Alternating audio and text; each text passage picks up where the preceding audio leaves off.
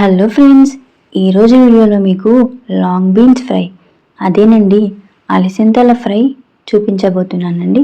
ఇది చపాతీలోకైనా రైస్లోకైనా చాలా బాగుంటుంది. ముందుగా అలసందలని మనం తుంచుకోవాలండి. వీటికి నార్లు ఉంటాయి కదా, తుంచుకొని శుభ్రంగా కడుక్కోవాలి.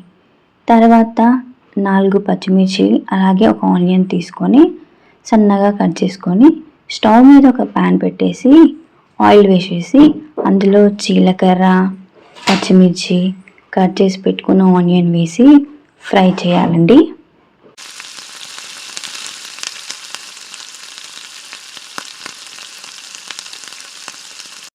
ఆనియన్ అనేది గోల్డెన్ బ్రౌన్ కలర్ వచ్చే వరకు ఫ్రై చేయాలి. తర్వాత అందులో కొంచెం అల్లం అలాగే పసుపు వేసి బాగా కలుపుకోవాలి. ఇలా కలుపుకున్నాక మనం ముందుగా కడిగి శుభ్రపరచుకున్న అలసందలని అందులో వేసేసేయాలి. మనం ఆ తాలింపు ఉంది కదా, ఆ తాలింపులో వేసేసి బాగా కలుపుకోవాలి.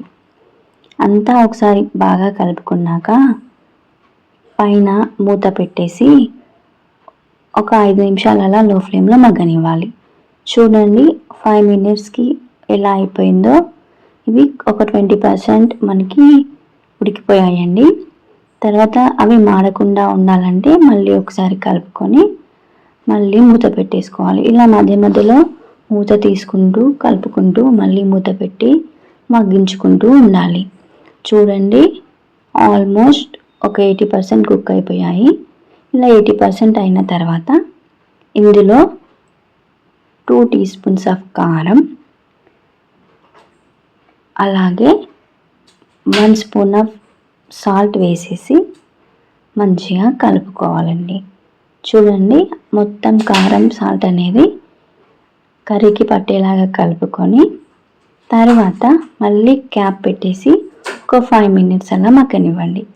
చూడండి ఆల్మోస్ట్ ఉడికిపోయాయి.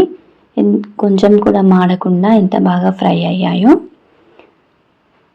చూడండి దీనికి ఆయిల్ కూడా అంత ఎక్కువ పట్టలేదు. చివరిలో ఇలాగూ అన్ని కర్రీస్ వేస్తాం కదా, అలాగే కొత్తిమీర వేసేసి బాగా కలుపుకుంటే అలసందల ఫ్రై అనేది రెడీ అయిపోయిందండి. చూడండి ఎంత ఈజీ ప్రాసెస్. దీన్ని వేడి వేడి అన్నంలో కానీ చపాతీలో కానీ సర్వ్ చేసుకుంటే చాలా బాగుంటుంది. ఇలాంటి మరిన్ని ఈజీ రెసిపీస్ కోసం please like, share and subscribe to my channel.